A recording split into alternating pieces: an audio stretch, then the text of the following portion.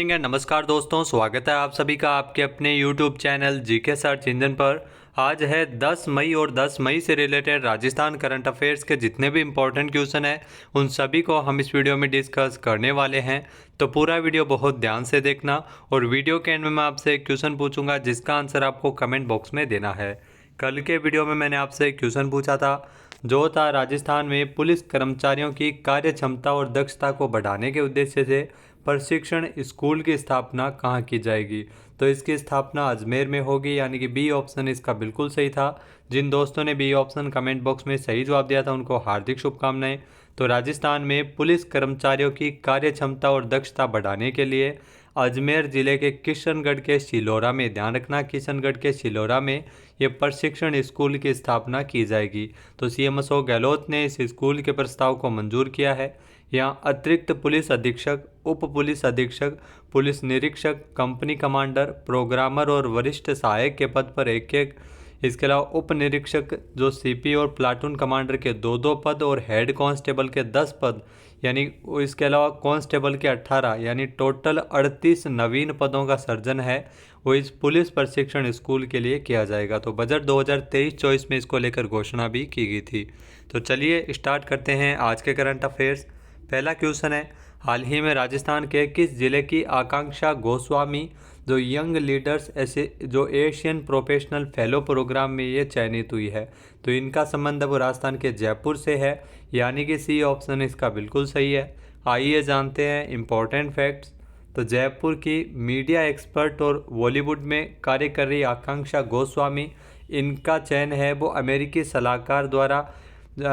सरकार द्वारा प्रायोजित young leaders Asian professional fellow programme के लिए इनका चयन है वो किया गया है। जहां 8 से लेकर 9 जून तक अमेरिका के विभिन्न शहरों में आयोजित होने वाले इस विशेष प्रोग्राम के लिए यह देश दुनिया से चयनित कुल 16 प्रतिभागियों में से एक है। अमेरिका सरकार के जो विदेश विभाग द्वारा प्रायोजित इस कार्यक्रम में अमेरिका, भारत के अलावा एशियन देशों के भी पेशेवर और युवा प्रतिभागी इसमें शामिल हो रहे हैं। ये प्रतिभागी भारत और दूसरे देशों में वहाँ की सरकार और सिविल सोसाइटी के बीच समन्वय बढ़ाने की दिशा में भी कार्य कर सकेंगे। नेक्स्ट क्वेश्चन है, राजस्थान वुशु संघ के अध्यक्ष कौन है जिन्हें भारतीय वुशु संघ का उपाध्यक्ष बनाया गया है। तो ये ध्यान रखना, भारतीय वुशु संघ का उपाध्यक्ष बनाया गया है हीरानंद कटारिया को, यानी कि ए ऑप्शन इसका बिल्कुल सही है और हीरानंद कटारिया ही राजस्थान वुशु संघ के अध्यक्ष भी है। आइए जानते हैं इम्पोर्टेंट फैक्ट्स। तो हीरानंद कटारिया जो भारतीय वुशु संघ के उपाध्यक्ष बन गए हैं। जी हाँ, राजस्थान वुशु संघ के अध्यक्ष हीरानंद कटारिया जिनको भारतीय वुशु संघ का उपाध्यक्ष बनाया गया है। इसके अलावा भारतीय वुशु संघ के चुनाव में जितेंद्र सिंह बाजवा को भारतीय वुशु संघ का अध्यक्ष चुना गया था। नेक्स्ट क्वेश्चन है, राजस्थान के माउंट आबू में 3 दिवसीय ग्रीष्म उत्सव का आयोजन कब किया जाएगा। तो राजस्थान के माउंट आबू में पर्यटन विभाग द्वारा 3 दिवसीय ग्रीष्म उत्सव का आयोजन है वो 12 से लेकर 14 मई तक होगा, यानी कि ए ऑप्शन इसका बिल्कुल सही है। आइए जानते हैं इम्पोर्टेंट फैक्ट्स। तो बैसाख के महीने में जो बुद्ध पूर्णिमा का त्यौहार काफ़ी शुभ माना जाता है। इस दिन कई जगहों पर अलग अलग कार्यक्रमों का आयोजन किया जाता है और राजस्थान के माउंट आबू में भी पूरे राजस्थान से गरासिया आदिवासी समुदाय के लोग वहां पर जमा होते हैं और अस्थि विसर्जन की अपनी अनूठी और प्राचीन परंपरा को निभाते हैं। तो राजस्थान पर्यटन विभाग द्वारा राजस्थान के माउंट आबू में 3 दिवसीय ग्रीष्म उत्सव का आयोजन 12 से लेकर 14 मई तक होगा। इस 3 दिन तक चलने वाले इस उत्सव में शोभा यात्रा, साफा बांधना, साइक्लोथॉन, रस्साकसी, मटका रेस, मटका फोड़, इसके अलावा राजस्थानी लोक नृत्य, इसके अलावा संगीत, कई महत्वपूर्ण इसमें कार्यक्रम आयोजित किए जाएंगे। तो इस मेले का मुख्य आकर्षण होता है बुजुर्गों की अस्थियों को विसर्जित करना जो गरासिया समुदाय द्वारा इसमें किए जाते हैं और ये मेला हिल स्टेशन के नक्की झील के किनारे आयोजित किया जाता है। तो माउंट आबू में 3 दिवसीय इस ग्रीष्म उत्सव की शुरुआत 12 से लेकर 14 मई तक आयोजित किया जाएगा। नेक्स्ट है, हाल ही में मुख्यमंत्री अशोक गहलोत ने बाल गोपाल योजना के तहत प्रतिदिन दूध उपलब्ध करवाने के लिए कितने करोड़ रुपए के बजट के प्रावधान को मंजूरी प्रदान की है। तो इसके लिए 864 करोड़ रुपए का प्रावधान किया गया है, यानी कि बी ऑप्शन इसका बिल्कुल सही है। आइए जानते हैं इम्पोर्टेंट फैक्ट्स। तो राजस्थान सरकार द्वारा जो राजकीय विद्यालयों में कक्षा 1 से लेकर 8वीं तक के जो विद्यार्थी है वो नए शैक्षणिक सत्र से रोजाना दूध उनको मिल सकेगा। सीएम अशोक गहलोत ने मुख्यमंत्री बाल गोपाल योजना के तहत प्रतिदिन दूध उपलब्ध करवाने के लिए 864 करोड़ रुपए के बजट के प्रावधान को भी मंजूर किया है।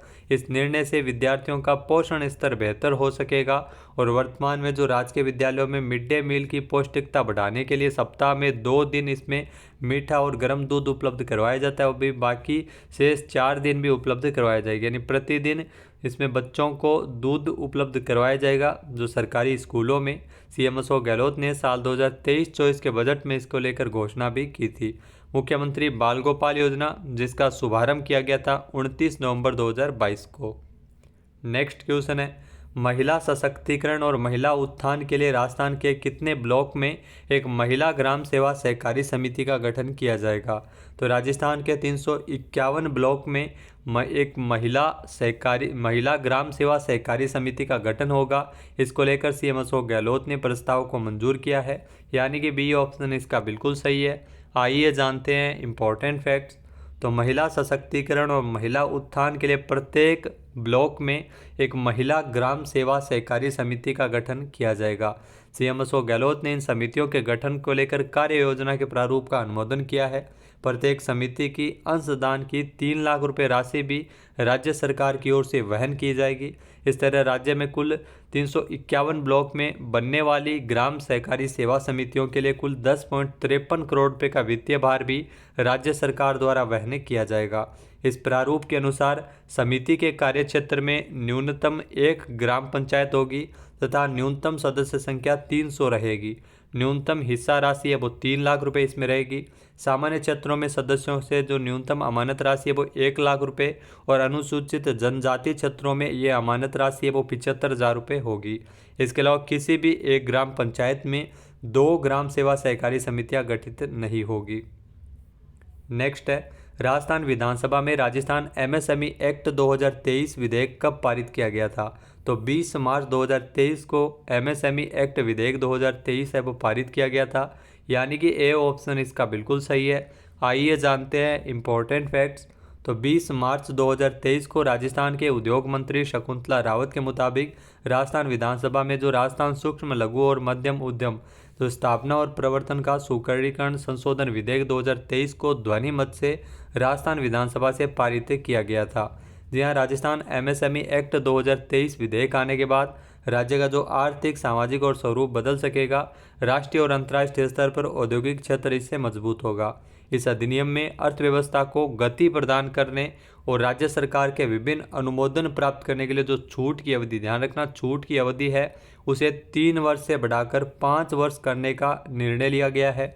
एमएसएमई पॉलिसी के तहत यानी 5 वर्ष तक किसी भी निरीक्षण या एनओसी से मुक्त उद्योग स्थापित करने का इसमें रास्ता खोला गया है। नेक्स्ट है, हाल ही में राजस्थान में मुख्यमंत्री अशोक गहलोत द्वारा खरीफ 2022 के अल्पकालीन फसली ऋणों के भुगतान की अंतिम तिथि कब तक के लिए बढ़ाई है?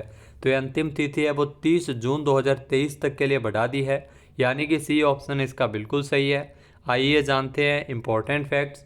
तो मुख्यमंत्री अशोक गहलोत ने किसानों को बड़ी राहत प्रदान करते हुए खरीफ 2022 के अल्पकालीन फसली ऋणों के भुगतान की अंतिम तिथि है उसके प्रस्ताव बढ़ाने को प्रस्ताव को अनुमोदन किया है। यहाँ सीएम अशोक गहलोत द्वारा स्वीकृत प्रस्ताव के अनुसार ऋण अदायगी की अंतिम तिथि 31 मार्च 2023 से बढ़ाकर 30 जून 2023 अथवा ऋण लेने की तारीख से 12 माह दोनों में से जो भी पहले वो उस तक बढ़ाया गया है। इस निर्णय से गत वर्ष की तरह इस वर्ष भी किसानों को ऋण चुकाने के लिए अतिरिक्त समय मिल सकेगा। नेक्स्ट है, राजस्थान सरकार द्वारा कृषक कल्याण कोष की राशि को 5,000 करोड़ रुपए से बढ़ाकर कितना किया गया है? तो इसमें 7500 करोड़ रुपए किया गया है। कृषक कल्याण कोष की राशि को बढ़ाया है इस बार बजट में, यानी कि ए ऑप्शन इसका बिल्कुल सही है। आइए जानते हैं इंपॉर्टेंट फैक्ट्स। तो राजस्थान सरकार द्वारा वित्त वर्ष 2023-24 के लिए कृषक कल्याण कोष की राशि है उसे 5,000 करोड़ से बढ़ाकर 7500 करोड़ किए जाने की घोषणा सीएम अशोक गहलोत ने बजट में की थी।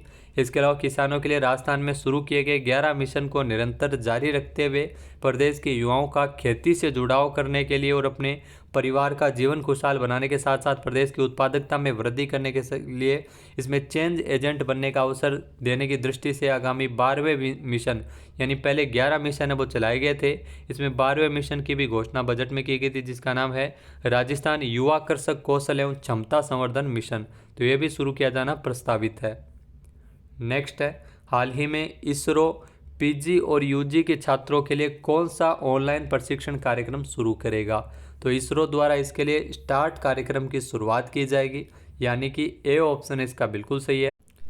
आइए जानते हैं इंपॉर्टेंट फैक्ट्स। तो इसरो द्वारा पीजी और यूजी के छात्रों के लिए ऑनलाइन प्रशिक्षण कार्यक्रम शुरू किया जाएगा। जी हाँ, भारतीय अंतरिक्ष अनुसंधान संगठन ने अंतरिक्ष विज्ञान और प्रौद्योगिकी जागरूकता प्रशिक्षण स्टार्ट नामक एक नए प्रारंभिक स्तर के ऑनलाइन प्रशिक्षण कार्यक्रम की घोषणा की है। स्टार्ट का मुख्य उद्देश्य भौतिक विज्ञान और प्रौद्योगिकी के जो पीजी और अंतिम वर्ष के स्नातक के छात्रों के लिए है।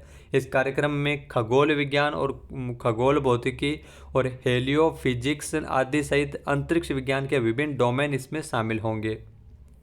नेक्स्ट है, हाल ही में दक्षिण कोरिया में भारत ने भारोत्तोलन में कितने रजत पदक जीते हैं? तो भारत ने वेट लिफ्टिंग में 3 रजत पदक जीते हैं दक्षिण कोरिया में, यानी कि सी ऑप्शन इसका बिल्कुल सही है। आइए जानते हैं इंपॉर्टेंट फैक्ट्स। तो दक्षिण कोरिया में भारतीय भारोत्तोलकों ने इसमें 3 रजत पदक जीते हैं। जहाँ भारोत्तोलन में भारतीय भारोत्तोलकों ने 3 रजत पदकों के साथ दक्षिण कोरिया के जिंजू में एशियाई भारोत्तोलन चैंपियनशिप 2023 समाप्त की है, जिसमें अजीत नारायण और अचिंता शूली पुरुषों के 73 किलोग्राम भार वर्ग में प्रतिस्पर्धा करने वाले केवल 2 भारतीय भारोत्तोलक थे जिन्होंने पदक जीता था। इसके अलावा अजीत नारायण जिन्होंने 307 किलोग्राम भार उठाकर ग्रुप बी में शीर्ष स्थान पर रहे थे। इसके अलावा अचिंता शूली भी ग्रुप बी में कुल 305 किलोग्राम भार उठाकर दूसरे स्थान पर रही थी। बात करते हैं आज के हमारे क्विज की, आज का जिसका आंसर आपको कमेंट बॉक्स में देना है।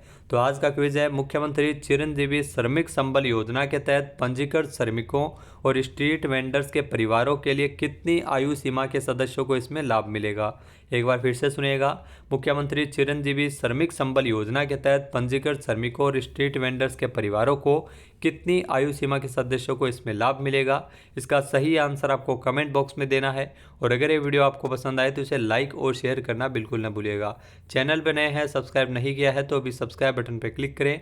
इस वीडियो की जो PDF फाइल है वो आप वीडियो के डिस्क्रिप्शन बॉक्स से डाउनलोड कर सकते हैं और इस क्वेश्चन का आंसर आप वोट करके भी कर सकते हैं।